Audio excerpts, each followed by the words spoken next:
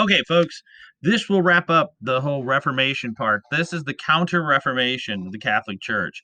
So, this is kind of the Catholic Church's response to all of Luther's stuff, and to Calvin and the Anabaptists, and to Henry and the Anglicans. So, here we go.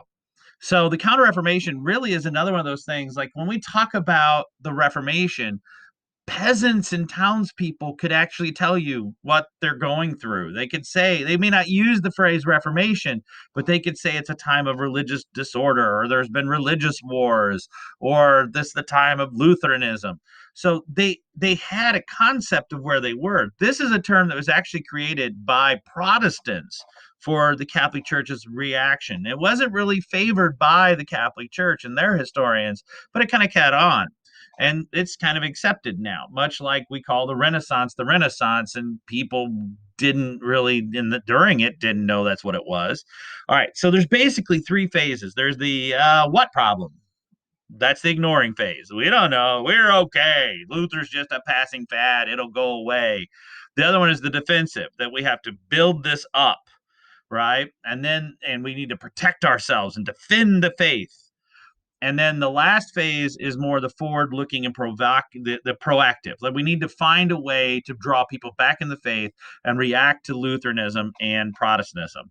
So, um, so it's a pushback against what was gained by the Protestants. So, and there will be some attempt to fix some of the abuses too that took place. A few, we have a few of our popes when all this Luther affair took place. There was some attempts, as you can see, through Adriana VI, of some slight changes, but most of this happens under Clement VII. This is when the whole Wittenberg church thing and everything takes place. He's a Medici, he's a Renaissance Pope. He's more into art and things like that. He basically sees this as not that big of a deal. That it doesn't have the urgencies that everyone thinks it does, and he's gonna, it doesn't really. He can handle it. It's a passing fad. But when you get to Pope Paul III, this is the first of what we call the Counter Reformation. So this is the ignore stage. Right? It's not that big a deal. We can take care of this. This is where we actually have to push back against it. All right. That we're going to see that he sees the church as a fortress and we have to defend the faith. And how they're going to defend it? Send out the Inquisition. The Inquisition was how we dealt with heretics. It had been used against Jews, Moors, witches, things like that for a long period of time. Now we're going to see it used against the Protestants. We're going to see in England where Thomas More is going to burn large numbers of Protestant heretics. And we're going to see a large number of these take place in Germany, in southern Germany, and in other states in France of this pushback against the heretics. He's going to approve the Jesuit order, which is a forward-thinking thing. We'll actually talk about that. And then we're also going to see the convening of the Council of Trent, which is an actual attempt to try to change a few things or to strengthen the Catholic Church's power. So, so the Council of Trent is actually multiple meetings. It's a meeting of church officials to address the issues that are presented by the Protestants and the issues inside the Catholic Church. Step one, where they come out of the Council of Trent, one, forbidden book list. If you forbid the books from them reading certain books, like Luther's pamphlets or eventually Copernicus's books on the movement of heavenly bodies, or if you ban other books like The Prince, then people will not question church authority. It actually kind of did the exact opposite. The printing press is running rampant by this point, and literacy is increasing rapidly. Second, no compromise. It is not faith alone. It is the church doctrine, the word of the Pope, good deeds. That is how you do it. Okay. That tradition and Bible are the authority, but the tradition comes first. The Pope comes first. They define Catholic teachings, that basically they basically say this is church doctrine. They reinforce the church doctrine. And so they basically ignore everything that Luther puts out. They ban books and they strengthen the authority of the papacy. Oops, sorry. There we go. Um, they say that the scriptures and church traditions are on equal footing, but the Pope then has the say in interpreting it. They establish new monasteries like the Benedictines. They established the Dominicans, which are the ones who are playing hide the hot poker in the Inquisition. And they're going to create different groups like the Jesuits. They're going to affirm purgatory as a stopping point. They are not going to get rid of indulgences, but they do curtail them. They also are going to curtail some of the church abuses, and such as simony, where you're buying church offices. And they're going to also get rid of these things like the absentee bishops. If you're a bishop somewhere, you have to live where you're the bishop of. You can't live in France and be a bishop in Germany, which then protects church authority where they're supposed to be. So we're going to curtail some of the abuses. We're going to curtail some of the indulgences. They are going to strengthen celibacy of the clergy, which gets out a lot of that orgy pope stuff.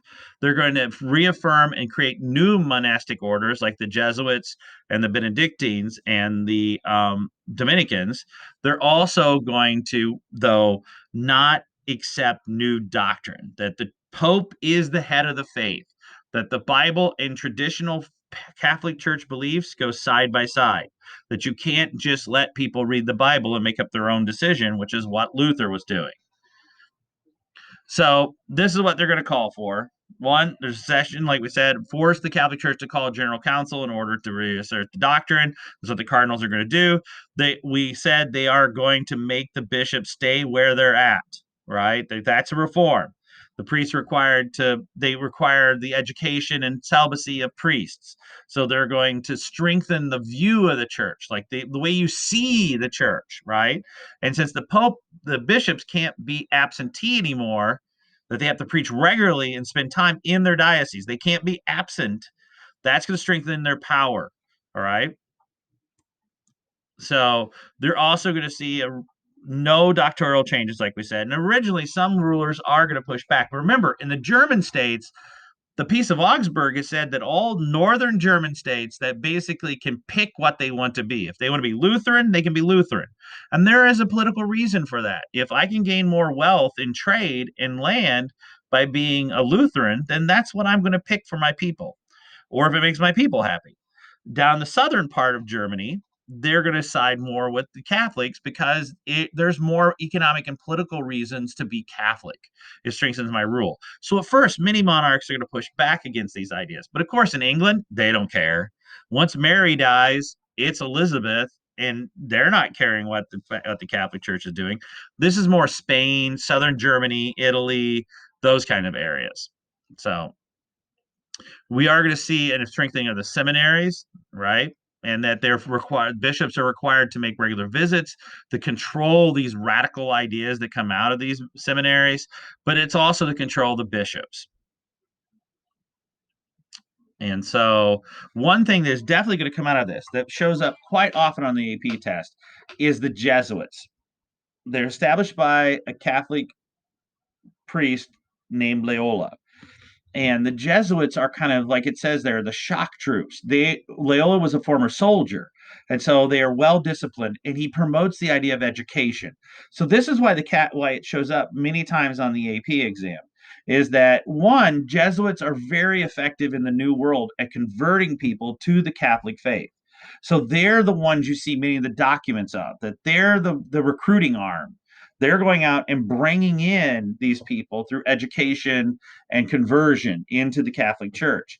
But because they stress education, many of these Jesuits are also the ones that are carrying out scientific experiments.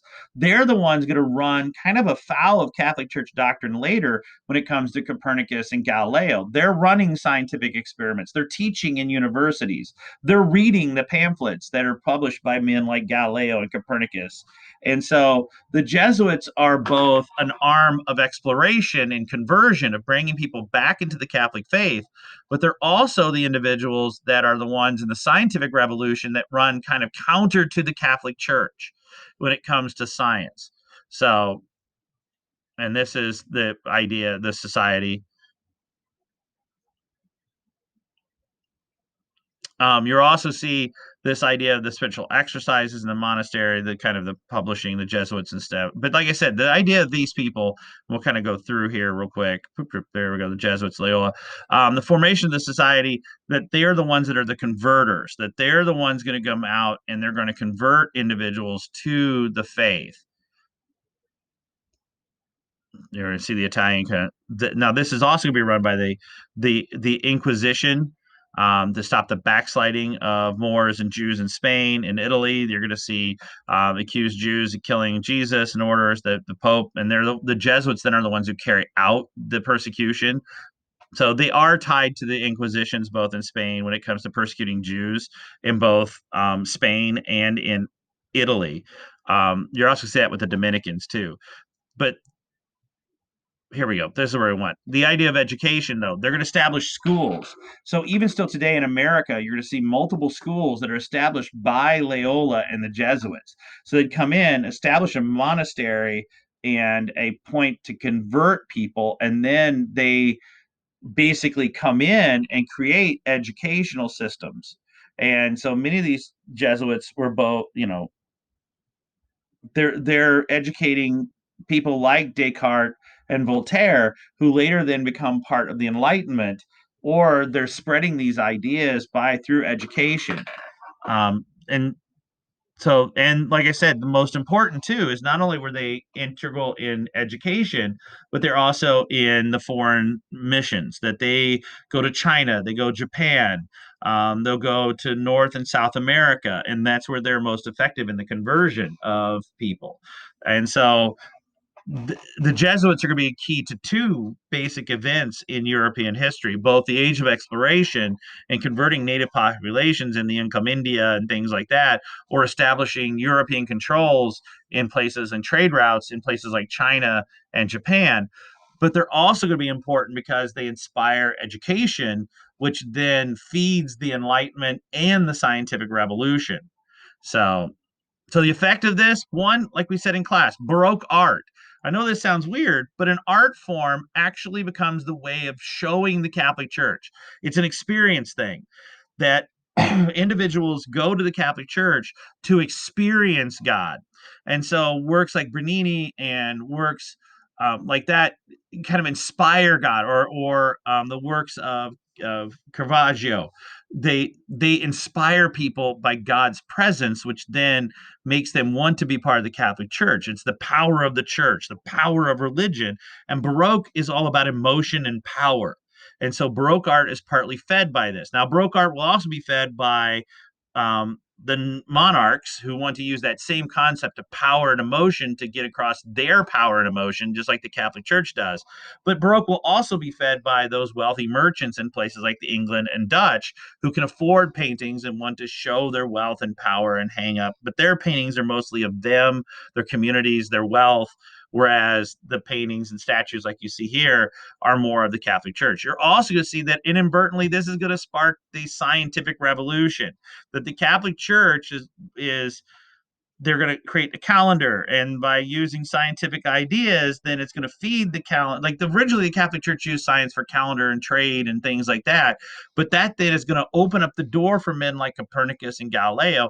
And then when the Catholic Church then tries to quash these ideas, because that's what Puritans are doing, well, or Lutherans, well, but then that feeds the pushback and feeds people wanting to be scientists. That once you tell people not to study something, they'll go and study it. So there you go. So was the Counter Reformation successful? Well, no, not really. It didn't change anything. It actually fed other things. It doesn't really do anything. It kept the faith the way it was. It kept the doctrine the way it was. It did help create the scientific revolution and the Enlightenment, but it didn't really do what they thought it would do, is pulling people back to the faith. So was it successful? Well, no, not unless you count the idea that people converted back on their own. Um, the Reformation, I would say, was probably the most successful because it did exactly what it wanted to do, sort of. That Luther wanted to fix the Catholic Church, And in actuality, nothing ever got fixed in the Catholic Church. They just created a new one. So I don't know if you can really say either was successful, but they did divide Europe, and they created political and economic changes. They led to an Enlightenment and a Reformation. They're going to lead to the French Revolution, the American Revolution, the English Civil War. So yeah, they didn't fix anything. But they created some massive art movements and stuff like that. So yeah. Now a couple things: the religious life in this century, clergy um, basically couldn't Catholic ministry couldn't marry. Now you're going to see some nunneries and monastery. There actually is going to be an order for women that's going to come out of this. I can't think off the top of my head my name, but you're going to see a lot of festivals and fasting comes out of this. Now, the thing is, though, in the Catholic Church, festivals and the calendar were integral, like saints' days and everything. They kept the war, they kept the peace. But under Protestants, it depends. Like Lutherans keep many of the same holidays, but the concept changes. It wasn't honoring the saints anymore. Those days were honoring the faithful. They became more of festivals and things like that, of the harvest and things like that. But Puritans and other religions who got rid of the saints altogether, well, that then became festivals, and that kind of faded out and they became less of a thing, if that makes sense. But one thing that did come out of in the Catholic faith, there's a separation by class, that festivals, the class were divided, that the upper class stayed with upper class and the lower class stayed with lower class. But when you get to Lutheran, where everyone is the same doctrine, when everyone is the same, then it allowed for people to um, be on a same level when it came to festivals and celebrations. So you may see the noble actually drinking with the peasants, or a merchant class, at least, not the peasants, but at least the merchant class. Or you may see all of them participating in a harvest celebration, whereas before it was more of a class structure. The Unslers, that was the group for a new firm of nuns came out called the Nunslers. Um, but there are going to be reforms that Catholic priests had concubines and had children. Many popes had children. The biggest change is that in the Lutheran faith, ministers can have children because they can get married, and that was it's father whoever. But in the Catholic faith, it's what they do. They're pastor, they're reverend, and so it's their religion and their occupation, which then allows them to marry. Um, and because in the Catholic faith, women were typically, the church is the one who educates the children. And so women were just ways of procreating and maintaining financial stability, that you could marry a woman who had land or something, or they could give you children so that when you die, your children then would inherit your things, that they weren't out having sex with other people. And so marriage became a lineage of belonging property. Well, with the Protestant faith and Lutherans, that's going to change. That for women then become very important because they have to learn how to read, and then they become the educators of the children. And so they indoctrinate the children. Also, if many of these people are businessmen, like in the case of the Dutch, who are Puritans, they're working so hard to maintain their predestination that they're being identified as ones God has blessed, and they're working so hard in that Puritan work ethic. The wives, by maintaining the homes and educating the children, ensured then that it was a partnership, that the husband could do what he's doing and the wife is doing what she's doing, and she's maintaining the home and the husband's maintaining the work. And that then created a partnership. So women, because of education and this Puritan work ethic, became more important in Puritan states, whereas in women in the Catholic states were more for reproduction issues. So um, and obviously the number of clergy is going to go down because of this. You're going to see that the the monasteries and nunneries in countries like England disappear because eventually the faith is no longer requires these monasteries because Protestants don't have that. So that land that is taken over and given to nobles. That's why today, if you go to England and you stay in an old nunnery, number of holidays is going to significantly shrink, like I said, because, like, for example, Anabaptists may not honor holidays because they don't have saints. They see that as heathenistic from the Catholics. And you're going to see more and more become focused more on celebrations of the festivals and things like that. But again, class issues tend to dwindle when you do have a festival or holiday. Um, and there are fewer clergy because it's an occupation. You don't need nunneries and bishops and all that. You just need a local priest. Um, Education becomes more profound during this time because of reading. You're going to see a lot more scholasticism coming out, and that's going to feed what's coming next. That the Reformation, the requirement to read, and the introduction of humanism is going to feed the ideas of the scientific revolution and eventually the Enlightenment. So, like we said, women, Protestant, this rejection of celibacy means that more women, you're going to have this, we're going to see marriage is viewed as a partnership between a man and a woman. Now, women are still marrying older men, and older women are marrying younger men, but you're going to see divorce being allowed and now will remarry because how does a Lutheran get a wife in their Catholic area? Well, the Catholic daughter divorces her husband and becomes a Lutheran wife. That's what and Henry does that, but a Luther marries a former nun. So women are being degraded during this time or exalted as virgins. They're as women and housewives, not just women and giving birth as mothers, but also as housewives and maintaining the home. So that's important. The average age for a man is between mid to late 20s, women early to mid 20s. Marriages tend to still be arranged during this time period. Couples, probably though in a village, would have known each other. It's not like a surprise kind of thing. Families tend to be very nuclear, 2 to 4. One thing you are going to see that comes out of this is for upper class women is the nursemaid. So lower class are going to have definite connection with your children, but a nursemaid, a wet nurse, is someone who basically feeds the children so you don't have to. Well, that's important because it's another source of food, and that women weren't burdened down by feeding children and taking care of them, that you'd hire this young girl who would do it, who had her own children. But the problem, though, is that separates the bond between children. A lot of children in European history that are leaders in that have some serious mommy issues because of this. Uh, so families tend to be more cold and distant. That the traditional family, they're more romantic and was less stressed of this romantic idea that it's a pragmatic concept. I'm marrying you because I can have children. I can marry you because you're going to maintain the home. And then once you have the children, I'm going to have this nursemaid, this wet nurse who's going to feed the children. And so children are just there to be taught and to be educated. And then there's less of this romanticness. Now, there are some examples. Luther had one of his daughters he was extremely close to. Thomas More's daughter, him and her saw themselves as almost equals to each other.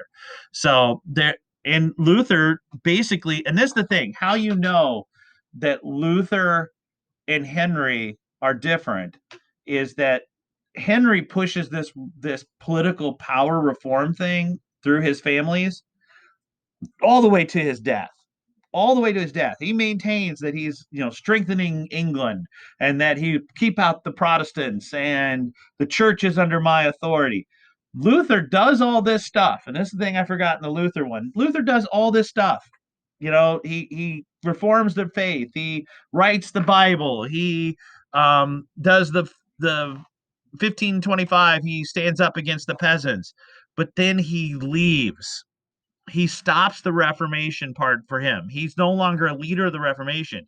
He steps aside and lets others lead the faith, and he simply goes home and becomes a family man.